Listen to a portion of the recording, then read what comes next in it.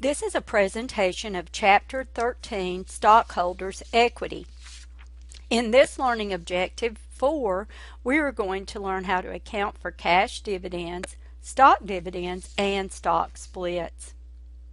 So most profitable corporations do make distributions out of retained earnings to the stockholders in the form of dividends. Dividends can be paid, though, in the form of cash, stock, or other property. Previously, in other learning objectives, we talked about legal capital. So the states determine what they consider to be legal capital. It may just be par value, or it could be par value and additional paid-in capital. Dividends are not allowed to be issued out of legal capital, so typically only retained earnings is available for dividends. There are 3 dividend dates. The first date is the declaration date. So on this date, the board of directors meets and they announce their intention to pay a dividend. On this date, a current liability is created. It's a current because normally dividends are paid definitely within the next year or operating cycle, usually much quicker than that. The second important date is the date of record. So because shares of stock are constantly being traded, there has to be a date that is determined to be the date of record to determine who actually owns the shares of stock on that date and will receive the dividend checks. There's no journal entry on this date, but it is an important date. And then there is the date of payment. So this is the date that the dividend is actually distributed to the stockholders. We're going to use Smart Touch Learning an illustration to show declaring and paying a cash dividend first. So on May 1st, Smart Touch Learning declares a 5-cent per share cash dividend on the 22,700 outstanding shares of common stock. So if you remember from the previous presentation, Smart Touch Learning has 300 shares of treasury stock, and as we said in that presentation, treasury stock does not receive cash dividends. So only the shares that are outstanding would receive the dividend. So we calculate the amount by taking the 22,700 shares and we multiply it by 5 cents and we get $1,135. We debit cash dividends and we credit dividends payable common, which is that current liability.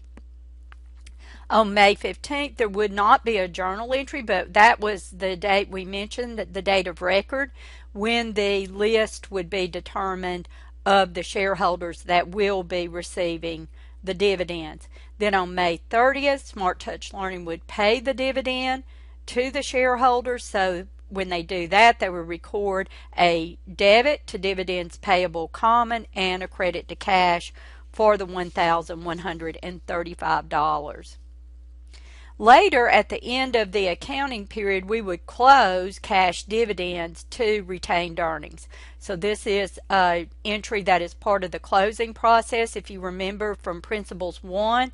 And of course, this shows that we would be making, a distribution to the shareholders because it reduces the retained earnings of Smart Touch Learning.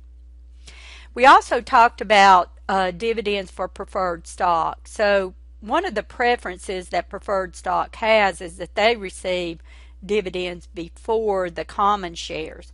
Now, it doesn't mean that preferred stock is going to receive a dividend every year. It just means that if a dividend is declared, preferred stock has to receive theirs before the common. The dividend rate on preferred stock can either be expressed as a percentage of the par value, such as 6%, or sometimes it is a flat amount. So it could be $3 a share. So it just depends on how the preferred stock was set up in the beginning when it was sold. As an example for preferred stock, we're going to use a company, Greg Games, and they have 1,000 outstanding shares of 6% $50 par value preferred stock. So first, let's see, how do you calculate the dividend on preferred stock? First of all, you take just the outstanding shares, which is 1,000, multiply it by the par value, which in this case is $50 per share, and then you multiply that by 6%. When we make that calculation, the preferred dividend for Greg's Games preferred stock is $3,000. Now, we have different types of preferred stock, but we're only going to talk about two right in this class, and that is cumulative and non-cumulative preferred stock. So what it means for there to be cumulative preferred stock, it means that if the corporation does not pay a dividend in a year to the preferred shareholders, if the stock is cumulative, then those dividends are called dividends in arrears. And that means that when there is a dividend declared, all the dividends in arrears plus the current year dividend has to be paid first before the common shareholders receive any dividends. Now, if the preferred stock is non-cumulative, it means that if the preferred stock does not receive a dividend that year, they lose that dividend. So you can see by this that you do not want to purchase non-cumulative preferred stock. But just remember that a dividend in arrears is a dividend that was due to the preferred shareholders that was not paid. Now, to illustrate how dividends in arrears work with cumulative preferred stock, we're going to take that same example of Greg's Games. We calculated the preferred dividend to be $3,000. In 2024, the business didn't pay any cash dividends. The next year, in 2025, on September 6th, Greg Games declares a $50,000 total dividend. So now we're going to look, how do we divide that $50,000 among the preferred and the common stockholders? Well, because the 2024 dividend was not paid, and this is cumulative preferred stock, we're going to have to pay the 2024 and the 2025 dividend to the preferred shareholders first, and then the common shareholders would get the remainder. So we take $3,000 times 2, that's $6,000, subtract that from the $50,000, and the common shareholders would receive $44,000. Now, the entry to record the declaration of the dividends would again be a debit to cash dividends for the total $50,000. Then we would credit dividends payable common for the $44,000, and we would credit dividends payable preferred for $6,000. Now let's look at the same example, but let's say that the preferred stock was non-cumulative. Again, the 2024 dividend was not paid.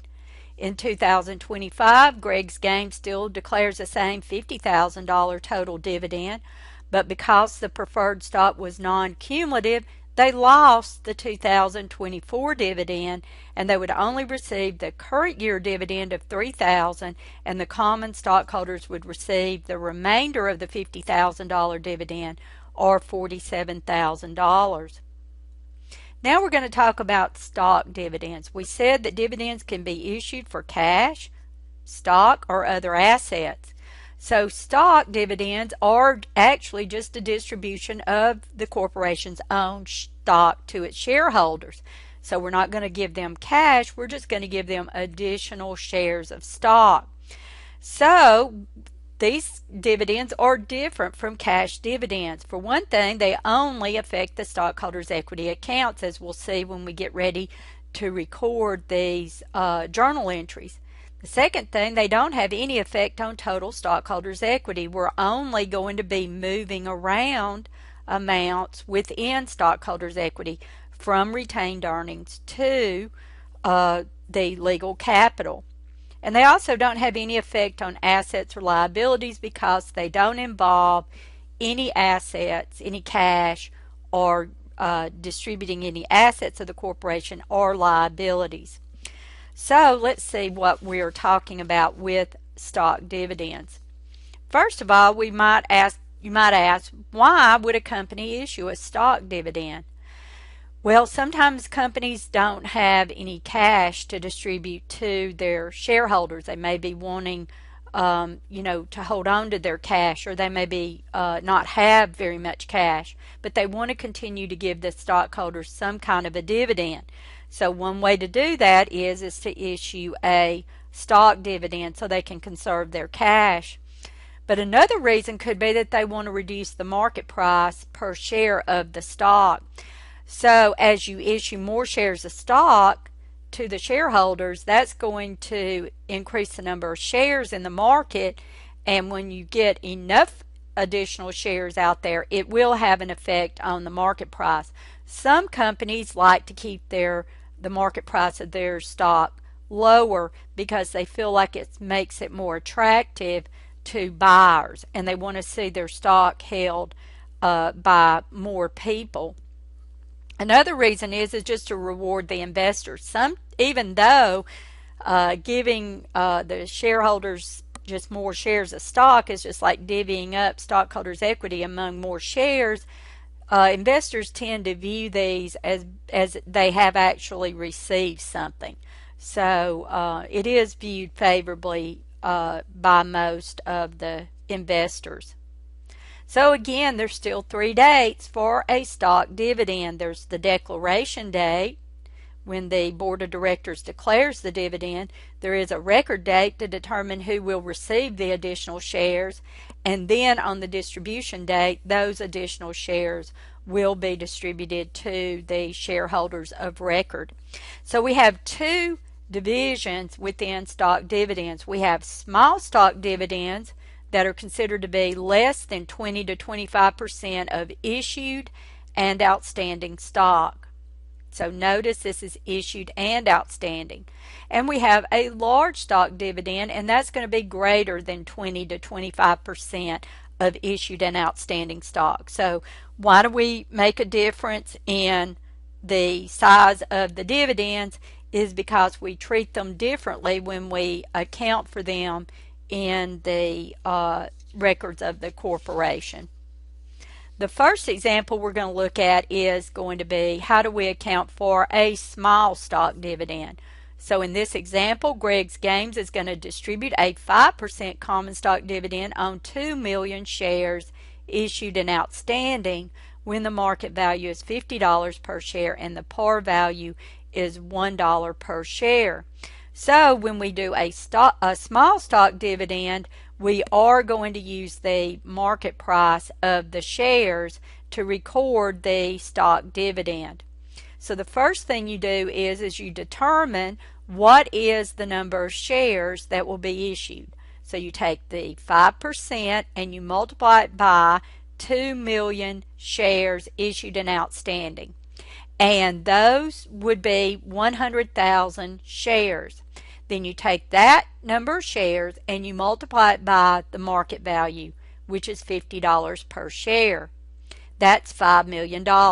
So we would debit stock dividend for $5 million.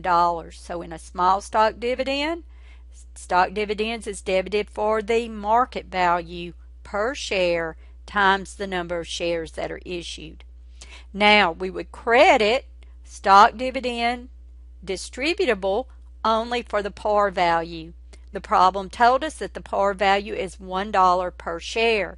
So when we multiply $1 times 100,000 shares, we get 100,000. That would be our credit.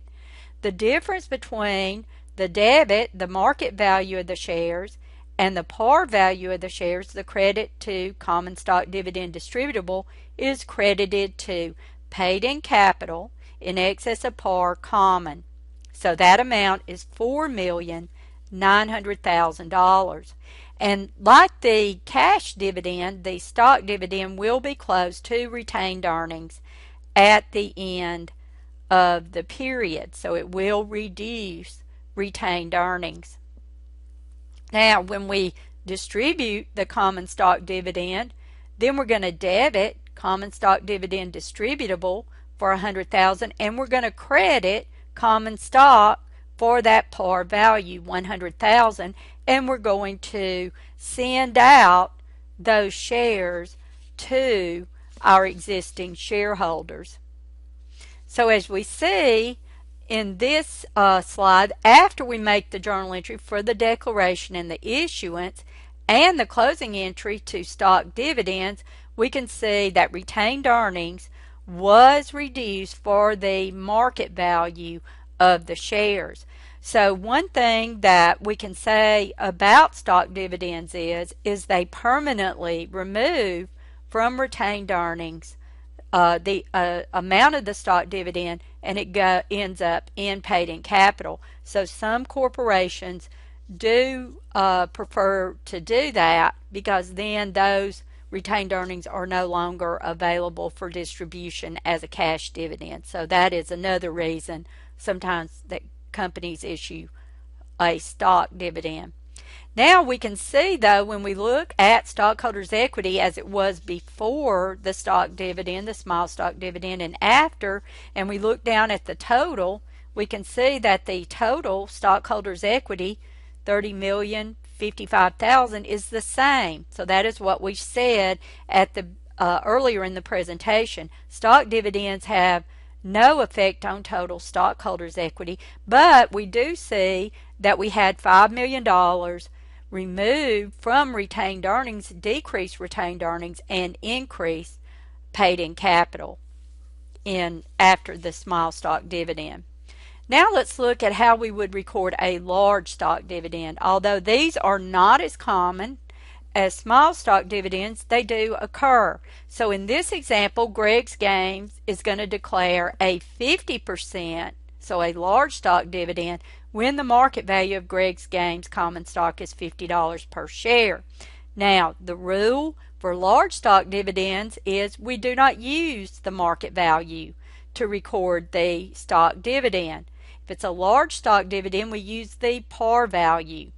So we first again determine how many shares. So we had 2,100,000 shares issued and outstanding. We multiply it by 50% and we got 1,050,000 shares. Since the par value is $1, that is going to be $1,050,000 debited to stock dividends and credited to common stock dividend distributable.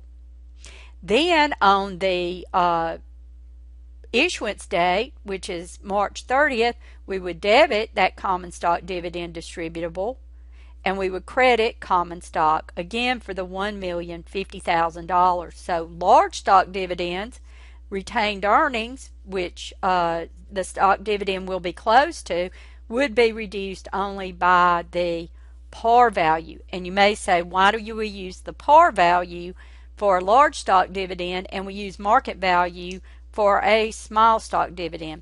The reason why is a 5% small stock dividend is not going to really affect the market price very much.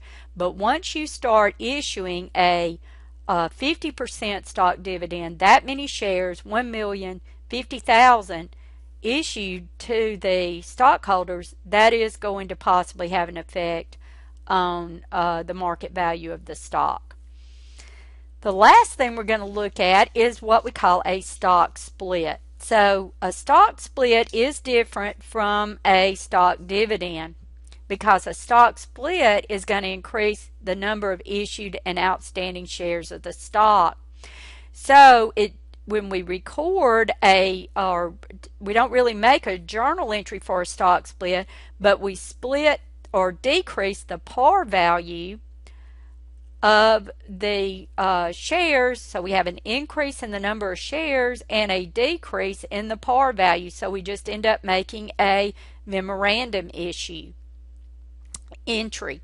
And the reason that we do this is because typically when we issue like a 2-for-1 stock split, then the market value of the shares is going to drop by half because we're going to increase the number of shares totally. So if we had 2 million shares outstanding, we did a 2-for-1, we would have a 4 million shares outstanding. So, and the market value of the shares, if they were $10 before the stock split, would probably be $5 after the stock split. So let's look at how we would do this for Greg's Games. So let's go back and say that Greg's Games now has 3,150,000 shares issued and outstanding. And that's for their $1 par value common stock. So the market value is $50 before the split, and Greg's Games affects a 2-for-1 stock split. So what would we do then?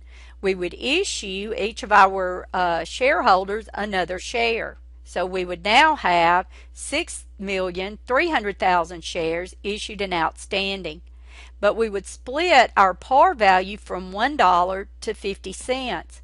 So if you notice, before the stock split, common stock was 3,150,000. But after the stock split, it's still 3,150,000. We just have more shares outstanding, but they have a lower par value.